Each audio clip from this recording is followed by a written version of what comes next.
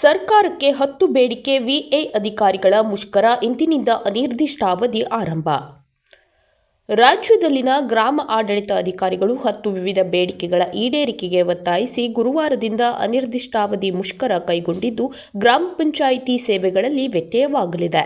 ಬೆಳೆ ಸಮೀಕ್ಷೆ, ಕೃಷಿ ಗಣತಿ, ನೀರಾವರಿ ಗಣತಿ, ದಿಶಾಂಕ್, ವೋಟರ್ ಹೆಲ್ಪ್ಲೈನ್ಸ್, ಪೌತಿ ಆಂದೋಲನ app, C vigil app, e office, ಹಕ್ಕುಪತ್ರ, ಆಧಾರ್ ಸೀಡ್ ಸೇರಿದಂತೆ ಇನ್ನಿತರೆ ಸೇವೆಗಳನ್ನು ಸ್ಥಗಿತಗೊಳಿಸಿ ರಾಜ್ಯದ ಎಲ್ಲ ತಾಲೂಕು ಕಚೇರಿಗಳ ಮುಂದೆ ಮುಷ್ಕರ ಹೂಡಲು ತೀರ್ಮಾನಿಸಿದ್ದು, ಅದರಂತೆ ಇಂದು ಹೊನ್ನಾವರದ ತಾಲೂಕಾ ಕಚೇರಿಯ ಎದುರು ಕೈಗೆ ಕಪ್ಪು ಪಟ್ಟಿ ಧರಿಸಿ ಅನಿರ್ದಿಷ್ಟಾವಧಿ ಮುಷ್ಕರ ಕೈಗೊಂಡಿದ್ದಾರೆ.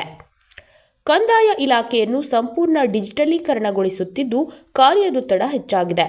ತಾಂತ್ರಿಕ ಅರ್ಹತೆ ಇಲ್ಲದ ಗ್ರಾಮ ಆಡಳಿತ ಅಧಿಕಾರಿಗಳ ಮೂಲಕ ತಾಂತ್ರಿಕ ಕೆಲಸ ಕಾರ್ಯಗಳನ್ನು ನಿರ್ವಹಿಸಲಾಗುತ್ತಿದೆ.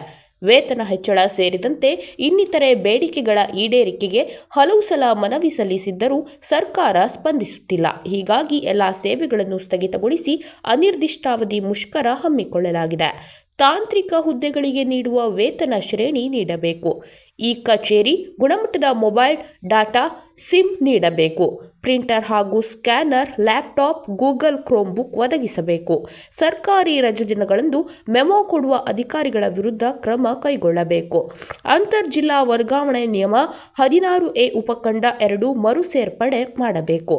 ಪತಿ ಪತ್ನಿ ವರ್ಗಾವಣೆ ಪ್ರಕರಣವನ್ನು ಪರಿಗಣಿಸಬೇಕು.